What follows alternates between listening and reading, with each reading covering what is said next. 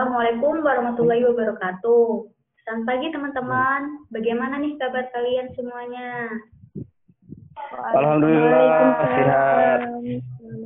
Sehat Ibu. Alhamdulillah baik Bu. Alhamdulillah. Baik, Ibu mengucapkan terima kasih karena kalian sudah bersedia untuk mengikuti konseling kelompok pada pagi hari ini melalui konseling secara daring. Sebelum memulai acara, mari kita berdoa terlebih dahulu agar semuanya dilancarkan dan agar ilmunya dapat bermanfaat bagi kita semua. Baik, berdoa dimulai. Berdoa selesai.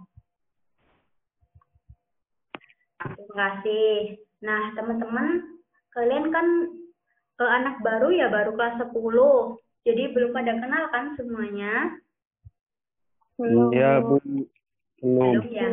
Baik, ada pepatah mengatakan tak kenal maka tak sayang. Baik, kita memulai konseling kelompok pada pagi hari ini dengan perkenalan dulu ya. Tapi Ibu mau memasukkan unsur ice breaking dalam perkenalan pada pagi hari ini. Contohnya nih ya, Ibu contohkan terlebih dahulu. Nama saya Eka, asal dari Sidoarjo, hobi saya baca, kamu siapa? Jadi pakai bernyanyi ya, sambil tepuk tangan kalau bisa. Mengerti? Ya, Mengerti Bu. seperti Bu. Baik, silahkan bergantian ya satu-satu. Ya Bu. Nama saya Retno, asal Surabaya. Hobi saya jogging, kamu siapa? Selanjutnya,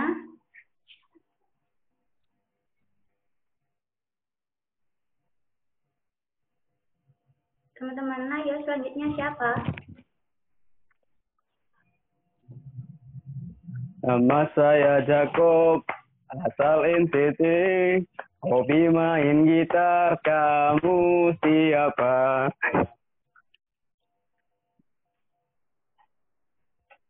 Nama saya Wulan, asal dari Gresik. Hobi saya GoFood. Hehe. Wah, Mbak Bulan hobinya makan nih ya. Tapi kok Ibu lihat badannya masih langsing ya? Iya Bu, udah ditakdirkan kayak gini Bu, punya badan kecil. Oke, baik. Kita sudah perkenalan semua ya. Ya sudah.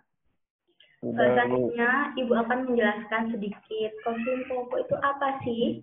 Konseling kelompok yaitu suatu bantuan yang diberikan kepada konseling-konseling untuk menyelesaikan masalah-masalah dengan suasana kelompok. Nah, tujuan dari konseling kelompok itu untuk membahas secara bersama-sama mengenai topik permasalahan yang telah disepakati secara bersama, serta mencari solusinya secara bersama-sama. Selain itu, konseling kelompok juga bisa melatih kita untuk mengemukakan pendapat, untuk melatih kepercayaan diri, dan supaya bisa memahami orang sekitar dan juga diri kita sendiri.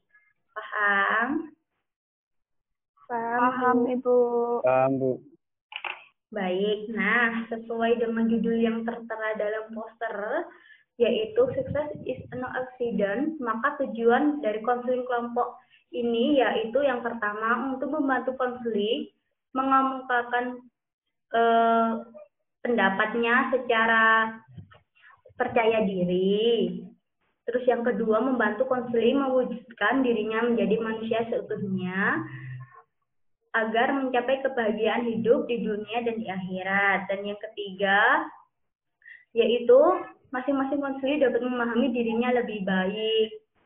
Sehingga harapan keberhasilan adalah menjadikan konseling menjadi individu yang lebih baik dalam mengelola waktu, kesusahan belajar, dan juga susah menentukan model belajar ataupun yang lainnya. Bagaimana yang lainnya? Apakah sudah paham? Paham Sudah Bu. Alhamdulillah. Paham. Oke, sebelumnya sampai di saat ini, apakah Anda semua bersedia untuk melanjutkan kegiatan konseling kelompok ini atau ada yang ingin keluar dari forum ini? Saya bersedia melanjutkan, Saya Ibu. bersedia melanjutkan kegiatan ini, Bu. Saya juga bersedia melanjutkan kegiatan ini, Bu. Baik, terima kasih atas konsistensinya. Selanjutnya, kita menentukan sifat kelompok terlebih dahulu ya, terbuka atau tertutup. Jadi dikatakan kelompok terbuka itu pada suatu saat dapat menerima anggota baru. Dan yang dikatakan konseling tertutup itu, jadi dari awal sampai akhir konseling itu anggotanya kita tuh tetap sama. Misal berempat, ya kita berempat gitu. Apakah di sini ada yang ingin keluar setelah saya jelaskan hal tersebut? Tidak, Ibu, tertutup saja. Oh, tertutup, baik. Lantas? Tertutup, Bu. Oh, tertutup, ya. Baik. Kemudian kira-kira kita akan bertatap muka dalam kegiatan ini berapa kali dalam seminggu atau berapa kali dalam sebulan. Secara umum, konseling kelompok yang bersifat jangka pendek membutuhkan waktu antara 8 sampai 20 pertemuan. Dalam frekuensi pertemuan antara 1 sampai 3 kali dalam seminggu. Dan durasinya itu antara 60 sampai 90 menit setiap pertemuan. Namun, durasi pertemuan konseling kelompok pada dasarnya sangat ditentukan oleh situasi dan kondisi anggota kelompok. Jadi bagaimana nih menurut kalian? Menurut saya 2 kali pertemuan dalam seminggu tidak masalah deh, Bu. Kalau durasinya jangan terlalu lama, misalkan cuma 60 menit saja. Karena jika terlalu lama, pasti teman-teman bakal jenuh. Iya, saya sependapat dengan Retno, Bu.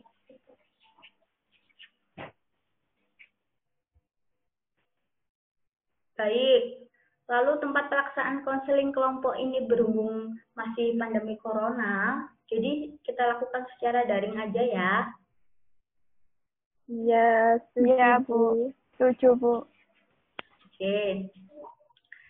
Di sini Ibu jelaskan, konseling kelompok itu juga memiliki beberapa asas, yaitu ada asas kerahasiaan, ada asas kesukarelaan, ada asas keterbukaan, dan masih banyak asas-asas yang lainnya. Asas kerahasiaan itu apa sih? Jadi asas kerahasiaan itu kita mampu menjaga rahasia satu sama lain. Jadi kita berempat itu nggak boleh ada yang membuka atau membocorkan rahasia antara anggota dengan anggota yang lain begitu.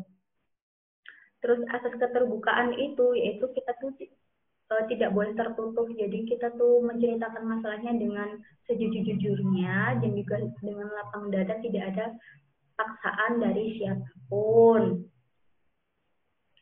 Dan asas kesukarelaan yaitu bersifat sukarela, intinya kalian ini datang ke ruang konseling ini atas dasar keinginan diri kalian sendiri tanpa disuruh orang tua atau teman dan lain sebagainya. Ada juga nih, ada asas asas keterbukaan tadi sudah ya? Sudah Bu jelaskan ya? Sudah. Oh sudah, baik. Kalau sudah gitu, sudah ya, sudah semua. Dari penjelasan Ibu tadi, apakah ada yang ingin ditanyakan atau apakah ada yang kurang jelas? Sudah jelas, Bu. Sudah, baiklah. Lalu juga ada norma dan ada etika Sudah konseling. jelas, Bu. Baik. Di dalam konseling kelompok juga ada etika dan norma yang harus dipatuhi. Etika konseling kelompok yaitu berarti suatu aturan yang harus dilakukan oleh konselor dan hak konseling harus dilindungi oleh seorang konselor.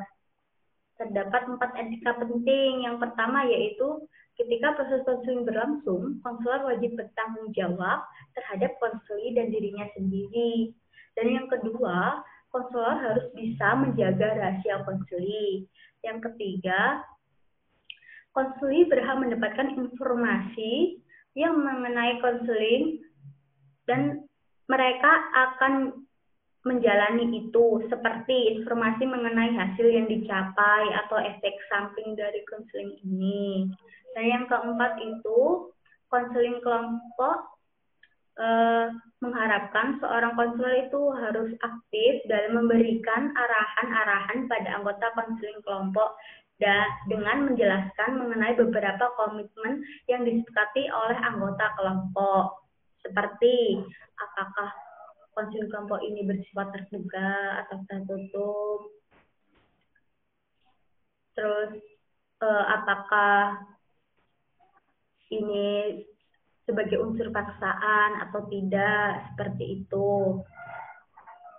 Pastinya konselor, yaitu saya, dalam konseling kelompok pun harus menjelaskan mengenai partisipasi anggota, kehadiran anggota, dan hal-hal yang dirasa nantinya bisa menghambat pelaksanaan konseling kelompok. Oke, apakah Anda sekalian paham dengan apa yang sudah saya sampaikan? Paham, Bu. Paham, Bu. Paham, Bu. Paham. Mari kita menyepakati dan berkomitmen agar konseling kelompok ini kerahasiaannya benar-benar dapat terjaga. Mari kita ucapkan ikrar janji konseling dulu ya. Tirukan Ibu satu persatu secara bergantian. Baik. Baik, Bu. Tirukan kata-kata Ibu. Saya berjanji, saya bernama, nama kalian sendiri, menyatakan bahwa saya sanggup dan bersedia menjaga, menerima, dan memelihara segala bentuk informasi, baik dari saya sendiri maupun orang lain. Begitu ya, apakah sudah jelas? Sudah, Bu. Jelas.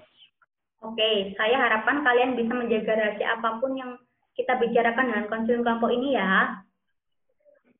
Ya, siap. Oke, satu-satu silakan. Dimulai dari Saya siapa dulu? Bu. Saya berjanji, saya bernama Dwi Irtawati menyatakan bahwa saya sanggup dan bersedia menjaga, menerima, dan memelihara segala bentuk informasi, baik dari saya sendiri maupun dari orang lain. Saya, Bu. Saya berjanji, saya bernama Yakubus Sun menyatakan bahwa saya sanggup dan bersedia menjaga, menerima, dan memelihara segala bentuk informasi, baik dari saya sendiri maupun dari orang lain. Saya berjanji, saya bernama Wulan Fitrianti menyatakan bahwa saya sanggup dan bersedia menjaga, menerima, dan memelihara segala bentuk informasi baik dari saya sendiri maupun orang lain. Oke, terima kasih atas kooperatifan kalian dalam mengikuti konseling kelompok ini. Bagaimana? Apakah teman-teman sudah siap untuk melakukan konseling kelompok pada hari ini? Siap, Bu. Iya, Bu. Dalam melaksanakan kegiatan konseling kelompok, tidak ada unsur paksaan setiap anggota untuk mengikuti dengan datang sendiri secara sukarela. Untuk mengikutinya, saya ingin tanya pada teman-teman, apakah kegiatan ini mengikuti dengan keterpaksaan atau ada unsur paksaan dari siapapun, misal disuruh orang tua, teman, ikut-ikutan, atau bagaimana? Tidak ada, Bu. Tidak, Bu. Tidak ada, Bu. Tidak ada. Syukurlah, jika semuanya mengikuti kegiatan ini dengan tidak ada paksaan, insya Allah hasilnya akan baik. Selama ini dari setiap anggota tidak ada yang ditutupi ya satu sama lain. Permasalahan harus jujur apa adanya. Untuk menjaga kegiatan konseling kelompok dapat berjalan dengan lancar, ada aturan-aturan dalam kelompok yang harus disepakati kita bersama. Di antaranya, jika ingin mengutarakan pendapat, silahkan mengajukan tangan terlebih dahulu. Baru diperbolehkan untuk berpendapat dan tidak boleh menyakiti hati orang lain dengan berkata kotor, begitu. Iya, Bu. Mengerti? Iya. Baik. Jika semua sudah siap, mari kita mulai konseling kelompok pada hari ini. Dalam kegiatan konseling kelompok, kita akan bahas satu persatu masalah yang dialami oleh setiap anggota. Masalah tersebut menyangkut masalah belajar, masalah pribadi, masalah sosial, dan masih banyak lagi yang lainnya. Silahkan dari anggota kelompok, siapa dulu yang berkenan mengutarakan pendapat permasalahannya. Baik, silakan Mbak Retno. Saya kurang bisa mengatur waktu belajar karena saya lebih asik bermain game, Bu, game online. Baik, siapa lagi? Yang lain selanjutnya.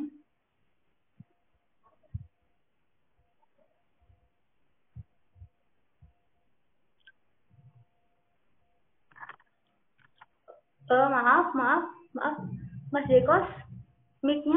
Oh iya, Bu, ya. Ya, maaf. Saya kesulitan menentukan model belajar yang cocok bagi diri saya, Bu. Selanjutnya. Kalau saya, Bu, kurang bersemangat kalau mau memulai suatu pekerjaan, entah itu tugas sekolah maupun tugas rumah. Baik, terima kasih atas kesediaan teman-teman untuk menceritakan masalahnya pribadi. Dari permasalahan yang telah teman-teman utarakan barusan, kita sepakati terlebih dahulu ya permasalahan siapa dulu yang kita bahas pada hari ini. Gimana teman-teman, permasalahan siapa dulu? Saya rasa sih permasalahannya Yakobus dulu. Setuju, Bu. Masalahnya Yakobus kan menyangkut gaya belajar. Itu kita rasa perlu diselesaikan dahulu. Baik, kalau semua anggota sudah setuju, silakan Yakobus untuk mengutarakan masalahnya lebih lanjut. Terima kasih. Saya kesulitan menentukan model belajar yang cocok bagi diri saya. Tiap saya belajar saya itu merasa ngantuk dan kurang bersemangat begitu, Bu. Dari permasalahan yang sudah diutarakan oleh Yakobus, para anggota mungkin ada pendapat yang ingin diutarakan atau ingin memberikan alternatif atas masalah Yakobus, saya persilahkan. Menurut saya sih dari lingkungannya, Bu. Coba Yakobus menciptakan lingkungan belajar yang lebih nyaman mungkin. Oke, siapa lagi yang mau berpendapat nih? Nah, pendapatnya Retno, Bu. Soalnya ya, Bu, dengan suasana belajar yang baru serta nyaman, saya rasa bisa meningkatkan minat belajar yang tinggi. Baik, terima kasih atas pendapat yang telah diutarakan teman-teman. Benar, dengan membentuk suasana belajar yang nyaman dan baru dapat meningkatkan semangat belajar. Khususnya bagi kalian yang masih sekolah nih. Jadi siswa itu haram hukumnya kalau tidak belajar. Jadi pada sesi konseling hari ini kita bisa menggunakan teknik self management. Karena dengan teknik self management diharapkan dapat membentuk tingkah laku Jekos yang dulu seperti malas dan mudah ngantuk, untuk malas untuk mengerjakan tugas itu dapat diubah.